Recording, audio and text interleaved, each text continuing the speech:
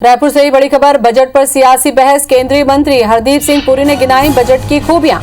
Budget पर बुद्धिजीवियों से करेंगे चर्चा। बजट को लेकर पीएल पुनिया ने कसा है तंज। बीजेपी बुद्धिजीवियों को छोड़कर आमजनों से चर्चा कर ले। लोगों को बताए कि बजट में आमजनों को क्या दिया गया है।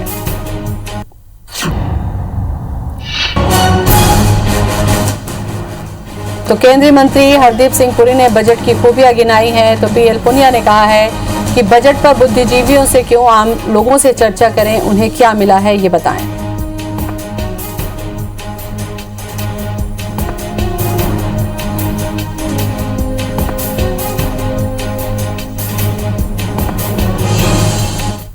डीजल है, पेट्रोल है, या हर चीज़ के दाम बढ़ रहे हैं। वो क्या चीज़ बताने आ रहे हैं जो लोगों को नहीं पता। जाहिर है कि कुछ न कुछ गुमराह करने के लिए वो कोशिश करेंगे। डीजल है, पेट्रोल है, या हर चीज़ के दाम बढ़ रहे हैं। वो क्या चीज़ बताने आ रहे हैं जो लोगों को नहीं पता। जाहिर है कि कुछ न कुछ गुमराह करने के लिए वो कोशिश करेंगे। तो बजट को लेकर भी अब बयानबाजी शुरू हो गई है। केंद्रीय मंत्री हरदीप सिंह पुरी ने कहा कि बजट पर बुद्धिजीवियों से चर्चा करेंगे। तो पीएल पुनिया ने कहा कि बुद्धिजीवियों से क्यों आम जनों से लेकर चर्चा करें।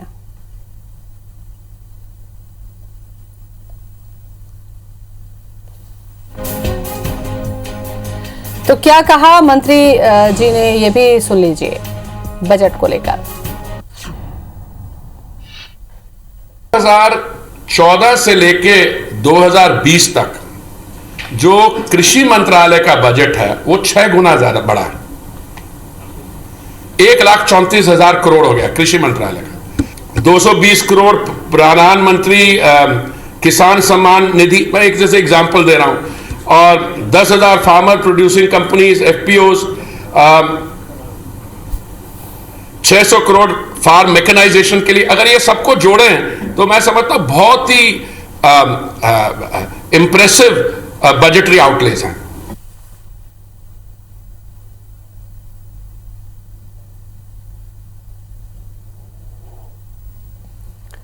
तो बजट को लेकर पीएल पुनिया ने तंज कसा है। उनका कहना है कि बीजेपी बुद्धिजीवियों से ही क्यों चर्चा करना चाहती है, उनको छोड़कर आमजनों से चर्चा करें और बताएं कि आमजनों को इस बजट से क्या मिला है। तो केंद्रीय मंत्री हरदीप सिंह पुरी ने बजट की तारीफें गिनाई हैं। बजट से आम लोगों को क्या मिला है उसका जिक्र किया। तो बजट को लेकर अब बयानबाजी शुरू हो चुकी है।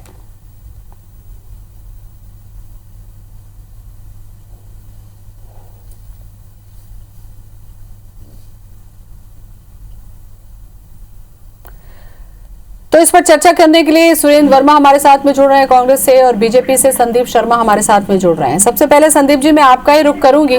पीएल पुनिया का कहना है कि भाई बीजेपी क्यों बुद्धिजीवियों से ही चर्चा करना चाहती है बजट को लेकर, आम जनों से क्यों नहीं चर्चा करती, उनको क्या मिला है ये बताएं।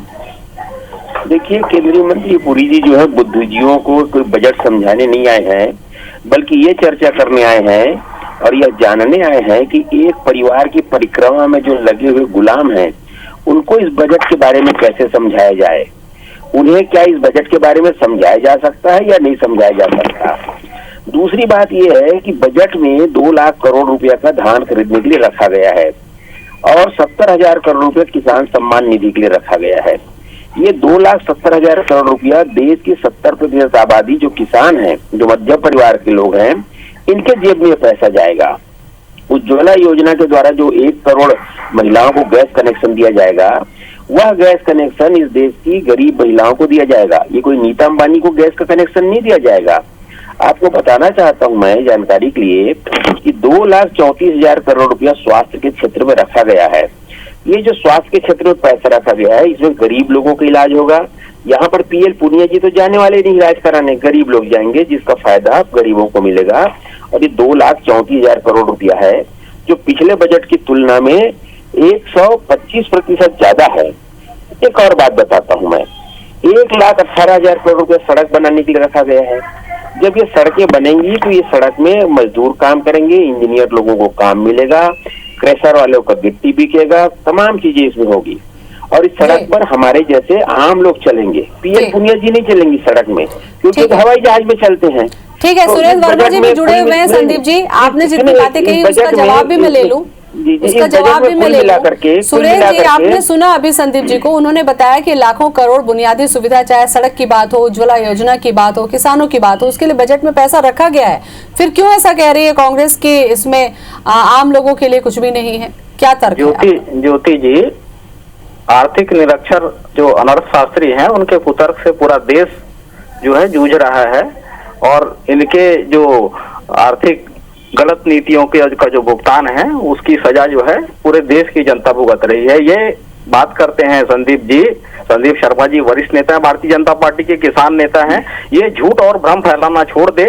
मैं बताना चाहूंगा, जिस प्रकार से ये स्वास्थ्य का बजट 137% बढ़ाने की बात कर रहे हैं, यही इनके जुमलों की हकीकत है। स्वास्थ्य, शिक्षा और कृषि, ये तीनों के बजट में कटौती हुई है। इनको देखिए, यही तो सुब्रमण्यम स्वामी जी इनके नेता हैं, वो ये कहते हैं कि इनके आंकड़े जो है ये विश्वसनीय नहीं है, और उसके पीछे कारण भी है। ज्योति जी, आपके माध्यम से बताना चाहूंगा, पुनिया जी ने क्या कहा कि इनके ये जो तथाकथित बुद्धिजीवी हैं, जो ऐसा झूठ फैला के भ्रम की स्थिति पैदा करते हैं, उनके बजाय बजट पर किसान, मजदूर, गृहिणी, युवा, बेरोजगार और नौकरी पेशा मध्यम वर्गीय हैं, आम जनता है, उनसे बात करें तो इनको वस्तुस्थिति समझ में आएगी। कृषि का बजट पिछले साल 1,54,000 करोड़ था, इस साल 1,48,000 कर दिए। 6,000 करोड़ की सीधे सीधे कटौती की गई। पीएम आशा जो है, जिससे एमएसपी मिल सके किसानों को, उसका बजट जो है वो 500 करोड़ से 400 करोड़ किया गया।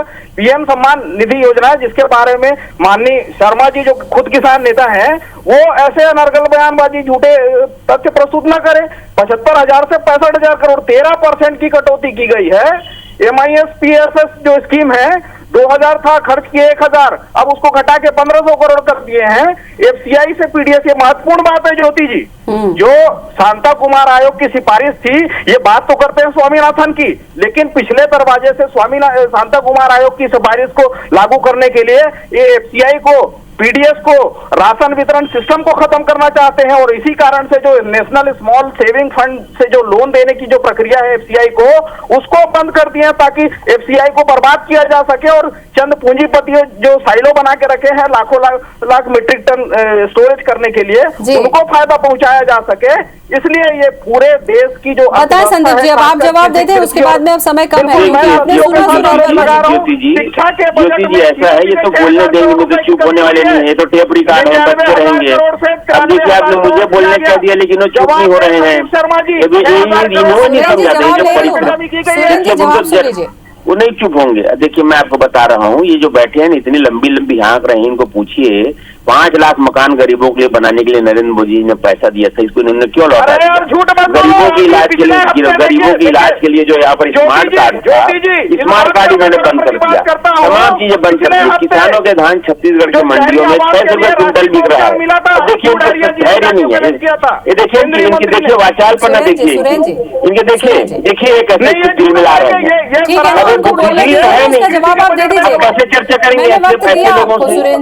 ऐसे लोगों से उसके बाद जवाब दीजिएगा ना, झूठ बोल रहे हैं। चर्चा करेंगे ऐसे लोगों से, बताइए, जिनको धीरज नहीं है, जिनको सुनने की क्षमता नहीं है, इसलिए बुद्धिजीवी चर्चा करते हैं। कोई ऐसे वाचाल लोगों से चर्चा नहीं किया जा सकता है ना, जो सुनने चुपचाप सुनिए। आप पहले बात को चीखिए मत, वहाँ से चीखना चिल्लाना बंद करिए। आप झूठ के घर हो, आप झूठ की दुकान हो, और मोटा भाई के झूठ के सिवा कुछ नहीं कहते आप। ये मोटा भाई दुबला भाई मत करिए। मैं अगर ऐसे शब्दों का प्रयोग करने लगूंगा ना, मैं नाचने गाने वाली बात करने लगूंगा, तब तकलीफ में पड़ जाएंगे। चलिए, मुद्दे पे बात करें संदीप जी। हाँ, उनको समझाइए जरा से मर्यादा। ठीक, आप बोले। तो मैं आपको बता रहा था कि ये जो गरीबों के लिए जितनी योजना केंद्र सरकार लॉन्च करती छत्तीसगढ़ में, सारी योजनाओं को यहाँ पर लागू नहीं करने देते। गरीबों के मकान इन्होंने लौटा दिए। आप बताइए, आज गरीब इलाज के लिए भटक रही हैं। सुरेंद्र जी ने कहा कि बजट में कमी की गई है, उसका जवाब दीजिए आप। कोई बजट में कटौती नहीं की गई है, ये भ्रम फैला रहे हैं, झूठ के घर है ये। आप बताइए, 2 लाख करोड़ रुपया धान खरीदने के लिए रखा गया है, इसमें क्या कमी की गई बताइए आप मेरे को। आपको बता रहे हैं जिस किसानों के, देखिए सम्मान निधि की बात कर रहे हैं, जितने किसानों का पंजीयन पूरे देश में होगा, सारे किसानों को वहां पर पैसा दिया जाएगा। 9 करोड़ किसानों का पंजीयन है, 9 करोड़ किसानों का पंजीयन, अगर कोई 21 साल से पैसा है तो 54 करोड़ रुपया होता है।